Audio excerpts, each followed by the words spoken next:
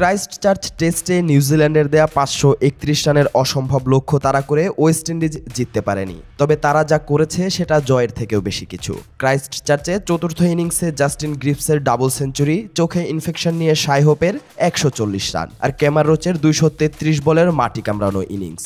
এই টেস্ট হয়ে থাকবে ইতিহাসের সাক্ষী। অথচ মাত্র 72 রানে 4 উইকেট হারিয়েছিল এই ওয়েস্ট ইন্ডিজ। সেখান থেকে শাই হোপ ও জাস্টিন গ্রিফস গড়েন 196 রানের জুটি। জ্যাকব ড্যাফির বলে 140 রানে হোপ আউট হলে অনেকেই ভেবেছিলেন এই টেস্টে ওয়েস্ট ইন্ডিজের হোপও হয়তো শেষ।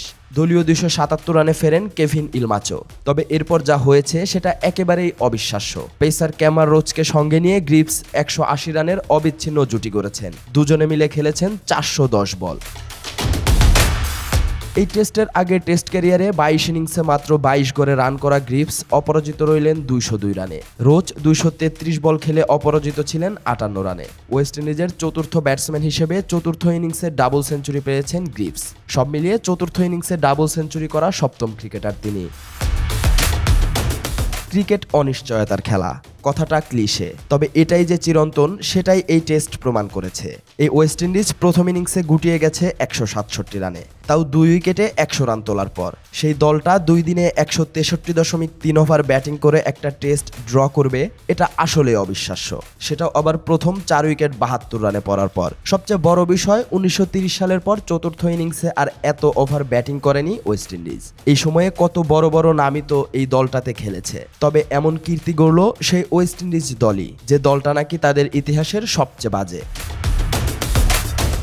গ্রিফস ও রোচ সচিন টেন্ডুলকার ও মনোজ প্রভাকারের একটি রেকর্ডও ভেঙেছেন। টেস্টের চতুর্থ ইনিংসে সপ্তম উইকেট জুটিতে এখন সর্বোচ্চ রান তোলার রেকর্ড গ্রিফস ও রোচের। এর আগে 1990 সালে 160 রানের অবিচ্ছিন্ন জুটি গড়েছিলেন সচিন ও মনোজ।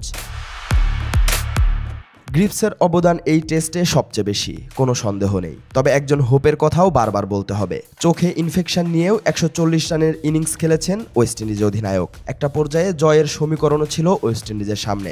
শেষ 33 ওভারে 132 রান দরকার ছিল ওয়েস্ট ইন্ডিজের, হাতে ছিল 4টি উইকেট। এ অবস্থায় 6 উইকেটে 398 রানে দাঁড়িয়ে মনে হচ্ছিল অসম্ভবটাও হয়তো সম্ভব। কিন্তু গ্রিফস ও রোচ সেই ঝুঁকি না নিয়ে ধৈর্য ধরে খেললেন। ওয়েস্ট ইন্ডিজের ইতিহাসে বাজে দলের তকমা পাওয়া এই দলটা যা করে দেখালো তা কি সহজে ভুলতে পারবে নিউজিল্যান্ড? শুধু নিউজিল্যান্ডই কেন, ক্রিকেট ইতিহাসে গ্রিফস, হোপস আর ক্যামার রোচের অতিমানবীয় ইনিংস রেকর্ড বুকে থাকবে অমলিন হয়ে।